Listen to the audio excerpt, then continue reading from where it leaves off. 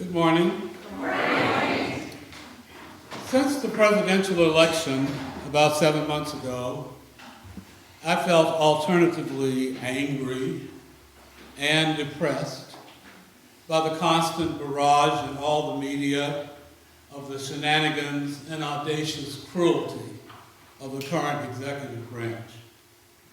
I wondered how I might endure it.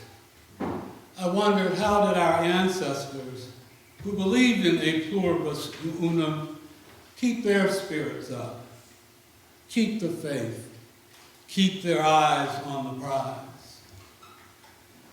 For some reason, the freedom fighter Sojourner Truth came to mind, and in a casual look into her Wikipedia biography, I discovered that she was a lesser saint of the Episcopal Church. Frankly, I did not know we had a calendar of lesser saints. July 20th had been set aside for 3 honorees: Elizabeth Cady Stanton, a famous co-founder of the women's rights movement; Amelia Bloomer, also a feminist, accused of intolerable cross-dressing, trousers for women. No. She also was the editor of the first newspaper called The Lily, which was published by and for women. Last but certainly not least, there's the once enslaved woman, Sojourner Truth. Harriet Tubman had also originally been a member of this esteemed company, but she was later granted her own feast day, March 10th. It seems that a person is more likely to be deemed a saint if you meet the following criteria. You lived over 500 years ago, were unmarried and childless, and died violently at the hands of the haters. Fortunately, our 3 women, even without proof of verifiable miracles, did survive the screening process to become lesser saints. Many chapters of Sojourner's life are still debated.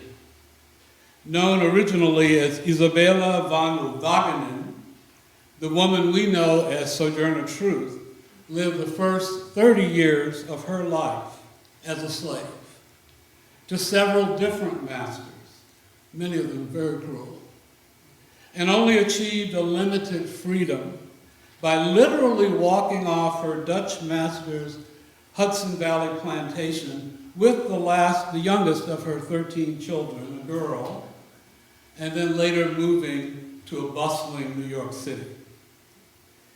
She sampled Pentecostalism and the African American Episcopal Zion Church, even Quakerism, but decided in her late 40s on her own amalgamated version of spiritual belief.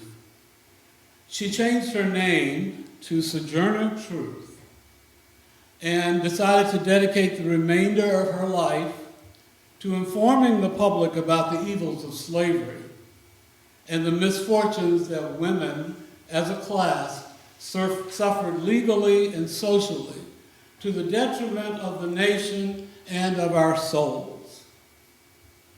Many people today recoil from slavery because of its violence, and they should.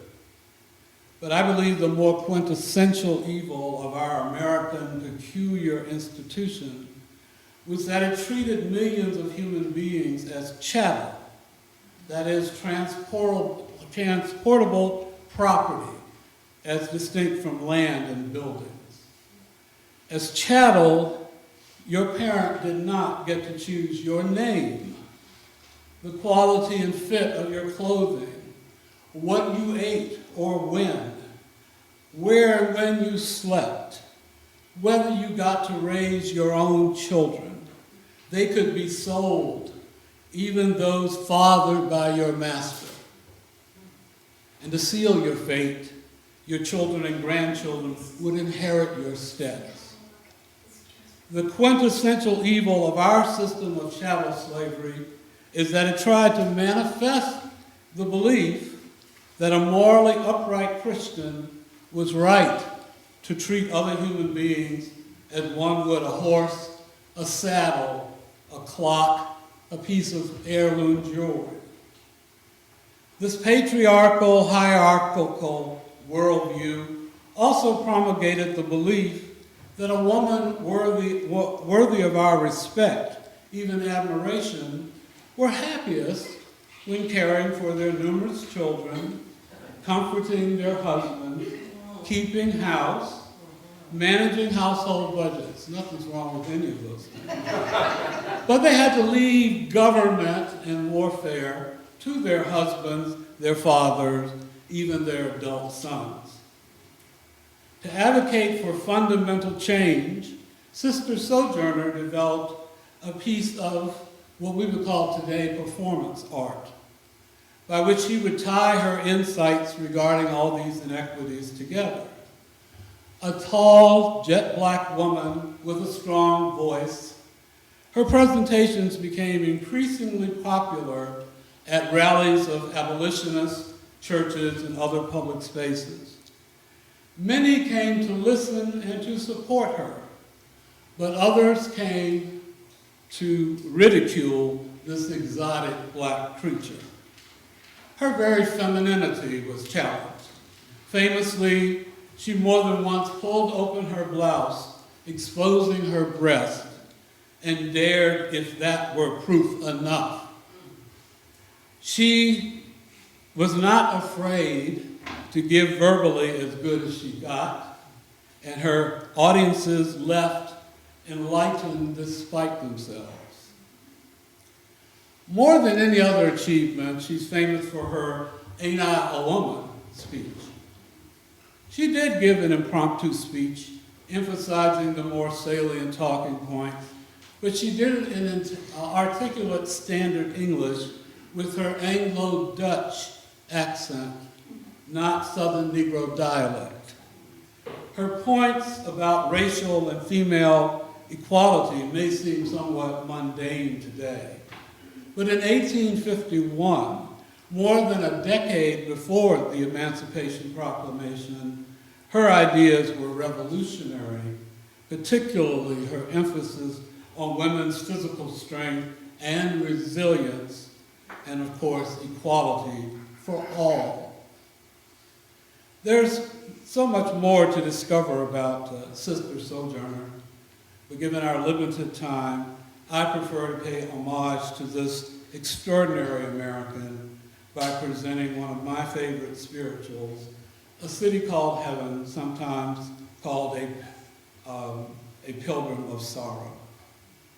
It captures a feeling that she likely felt many times during her decades of travel, often alone, throughout the so-called free states, having to sell souvenirs of her own design to pay for lodging, food, medical care for herself, her children, and her friends. Her biographers report that she loves spirituals and would often sing as part of her performance art. You may want to pay attention to the fact that when a spiritual dares to say "I," and most do, then that enslaved human being is asserting his or her independent being. They're saying, "I am not now, nor have I ever been a thing, an unfeeling object for your rage, your stupidity, your cruelty." This particular spiritual has uncertain origins. I've heard it from Maya Angelou, and in a beautifully orchestrated version by the great Leontine Price. I'll offer it a cappella, the way most folk music actually begins.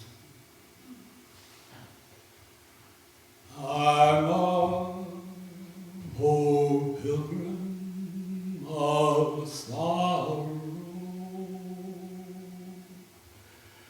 I'm a crossing this wide world alone.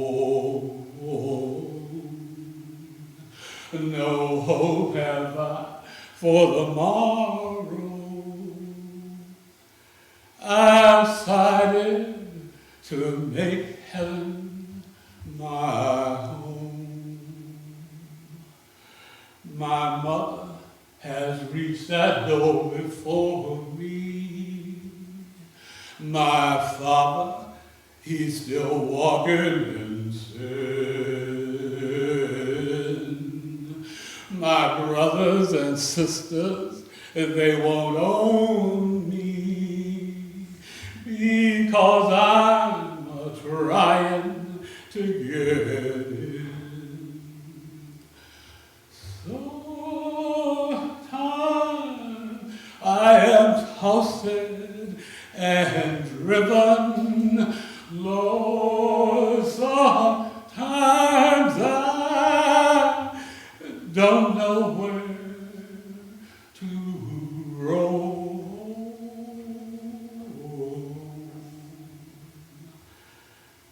I heard of a city called heaven and decided to make heaven my home. Sometimes I am tossed and driven, Lord, sometimes I don't know where to roll.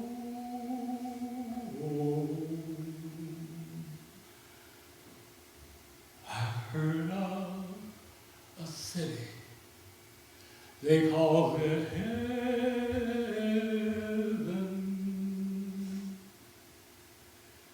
I've started to make heaven my home.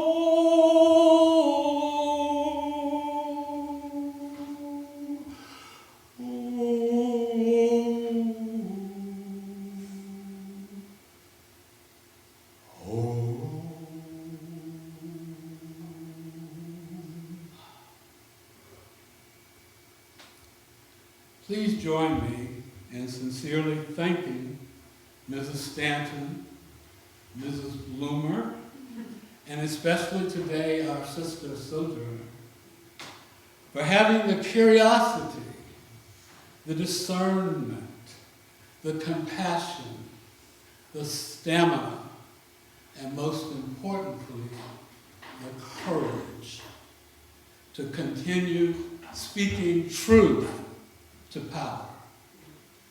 In recent months, people whose salaries come from our taxes are being directed not to write or talk anymore about courageous dissenters. They've been paid to redact such dissenters from history, to put loyalty to a vile and mentally unstable tyrant above accountability, integrity, honor, above decency.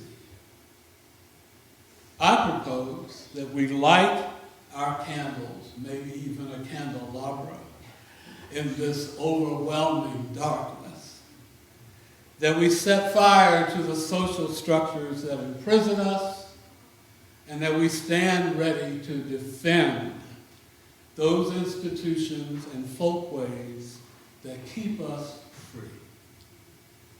In closing, I would like to paraphrase Julia Ward Howe, yet another contemporary of our three luminous lesser saints. The third stanza of her enduring poem, Battle Hymn of the Republic.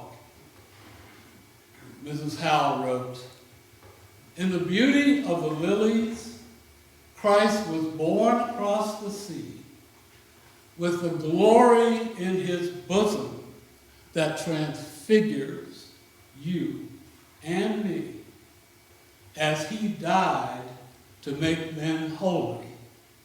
Let us live to make men free. Let us live to make women free. Let us live to make our neighbors who are still figuring out how best to be their authentic selves. Let us live to make them free. Their truth, Sojourner's truth, his truth is marching on. Glory, glory, hallelujah.